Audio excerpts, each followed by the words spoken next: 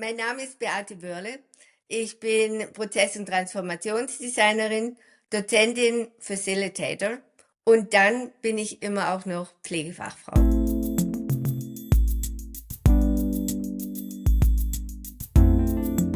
Design hat mich irgendwie schon immer interessiert. Ich bin aber erst in der zweiten Berufsausbildung dort angekommen. Ich habe Produktdesign studiert, am Royal College of Art meinen Master gemacht und habe seither eigentlich freiberuflich für Industrie gearbeitet, verschiedene internationale Unternehmen und ich durfte mich auch über einen oder anderen Designpreis freuen. Über die letzten Jahre hat sich das Spektrum für Designer ja enorm erweitert und das hat mich natürlich in meinem Schaffen auch beeinflusst. Ich habe meine Wirkungskreis irgendwie immer mehr Richtung Prozess- und Transformationsdesign verschoben. Was aber immer bleibt, ist mein roter Faden. Und der ist, Dinge miteinander zu verbinden, die auf den ersten Blick gar nicht so wirklich was miteinander zu tun haben. Das fasziniert mich völlig. Heute arbeite ich vor allem daran, Kreativität als Ressource für Gesundheitsfachpersonen nutzbar zu machen. Da konzentriere ich mich ganz stark auf Praxistransfer. Ich unterrichte und forsche an der Zürcher Hochschule für angewandte Wissenschaften, oft auch in Verbindung mit dem Digital Health Design Living Lab. Das ist der Zürcher Hochschule der Künste angegliedert. Ich gebe auch Weiterbildungskurse am Universitätsspital Zürich und ich werde für Vorträge oder auch für Workshops gebucht. Ja, dazu fällt mir irgendwie ein Projekt ein, das ich vor Jahren in Japan hatte. In der Sache eigentlich völlig einfach. Es ging um Glasdesign. Ich bin dort sehr mit japanischer Alltagskultur irgendwie in Berührung gekommen, was mir total Freude gemacht hat. Und dort ist es Miteinander mit dem Kunden irgendwie recht ein anderes. Und mir ist da sehr bewusst geworden, damals schon, wie wichtig kultursensible Kompetenzen auch sind. Mein aktuelles großes Projekt ist, dass ich Design in der Gesundheitswirtschaft verknüpfen möchte. Jeder weiß ja, wie knapp die Ressourcen sind und alle suchen verzweifelt nach Lösungen. Wie kann man Ressourcen stärken? So aus meiner Perspektive gibt es da aber eine ganz offensichtliche Ressource, ein riesiger Freiraum, der noch gar nicht bespielt ist. Und das ist halt das kreative Potenzial, das in jedem einzelnen Mitarbeiter schlummert. Und da muss ich sagen, das verstehen auch Entscheiderinnen. Diesen Freiraum muss man unbedingt füllen. Interessanterweise sagen mir viele Entscheiderinnen, Kreativität ist gar nicht meine Stärke, ist eher eine Schwäche von mir. Aber wenn ich mit denen dann ins Gespräch komme und mit ihnen rede, dann finden die doch schnell raus, so unkreativ sind sie gar nicht. Ja, und da kommt natürlich irgendwie immer die Frage, wie machen Sie denn das? Und da komme ich dann mit meinem kreativen Prozess um die Ecke. Denn dieses um die Ecke Denken, das ist natürlich was, das unheimlich weiterhilft, gerade wenn Standards dann nicht mehr greifen und man neue Lösungswege finden muss. Für mich ist es irgendwie überhaupt nichts anderes, ob ich jetzt ein Produkt entwickle oder einen Prozess gestalte oder ob ich in einer ganz komplexen Patientensituation eine Lösung finde. Es ist irgendwie immer der gleiche Weg und ich gehe über den kreativen Prozess. Das kann man Design Thinking nennen oder Human-Centered Design oder sonst wie. Für mich spielt das keine Rolle. Sie nehmen einfach ein heterogenes Team, Hierarchien bleiben draußen, Nutzerbedürfnisse, die sind sehr im Fokus und nicht die von Führungskräften. Und Fehler machen wird eher als Gewinn angesehen. Hey, wenn ich einen Fehler mache, lerne ich ja und dann kann ich mich im Prozess verbessern.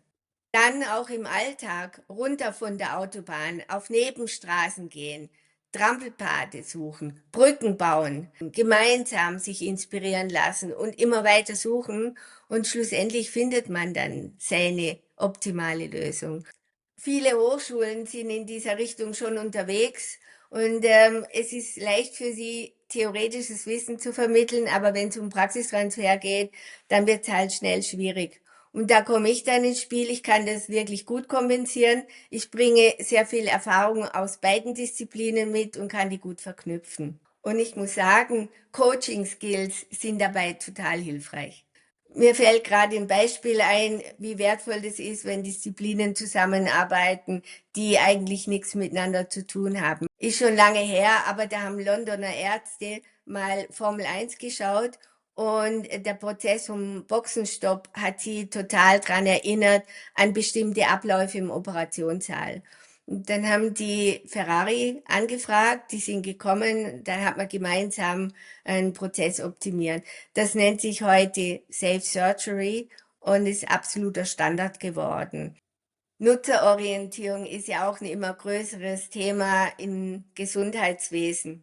Und für mich als Designerin ist es irgendwie völlig selbstverständlich, ich kann keine Stakeholdergruppe auslassen, wenn ich ein Produkt entwickle. Wenn ich das mache, dann falle ich durch. Die Patientinnen und Mitarbeitenden sagen einen eigentlich ganz genau, was wichtig ist. Und das ist oft nur eine Frage vom Fokus. In der Gesundheitswirtschaft geht man immer noch sehr großzügig mit Nutzerorientierung um. Das erstaunt mich schon noch sehr, weil ich natürlich weiß, dass auch in einem hierarchischen System dieselben Spielregeln gelten. Wenn man die missachtet, dann scheitert man halt ganz oft. So vielleicht noch ein Beispiel aus dem Forschungskontext von dieser Schnittstelle von Gesundheit und Design. Die Zürcher Hochschule für angewandte Wissenschaften lehrt ja auch im Fachbereich Gesundheit. Und da ist natürlich auch Thema, wie stark die eigene Gesundheit auch mit der Gesundheit von der Erde verknüpft ist. Und immer die Schwierigkeit, wie kann man sowas überhaupt attraktiv vermitteln? Und da komme ich jetzt wieder mit meinem kreativen Prozess. Nicht unbedingt typische Lehrsituation beibehalten und sagen, wir wissen, was wir euch beibringen müssen, sondern umgekehrt in die Nutzerperspektive gehen und sagen, hey, wo sind eure Handicaps als Vermittlungspersonen und wie können wir euch bei dem stärken? Für die traditionelle Lehre ist es natürlich ein sehr großer Shift, aber es kommt enorm gut an.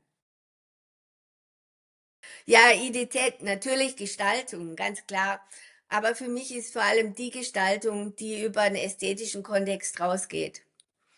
Und dann auch soziale Themen oder die Gesellschaft insgesamt beeinflusst. Da sehe ich eine starke Verbindung. Ich erinnere mich gerade an den Bundespreis Ego-Design und ich finde, gerade da leistet das IDZ wirklich sehr, sehr wertvolle Arbeit.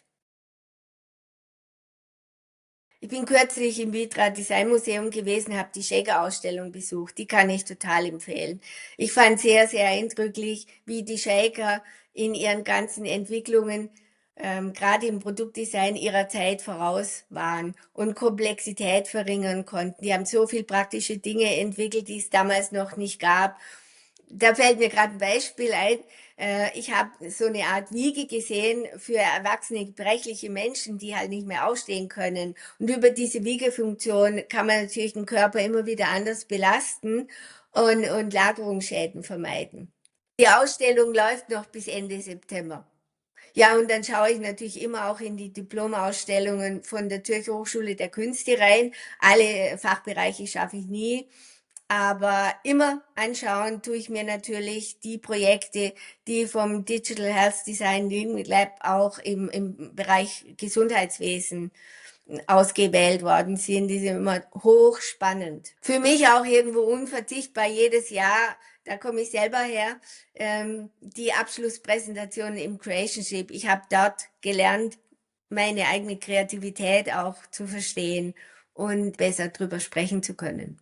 Aber am meisten inspirieren mich eigentlich negative Vorbilder. Ich möchte es dann unbedingt besser machen, egal in welchem Kontext. Das ist sicherlich meine positive Haltung auch in schwierigen Situationen.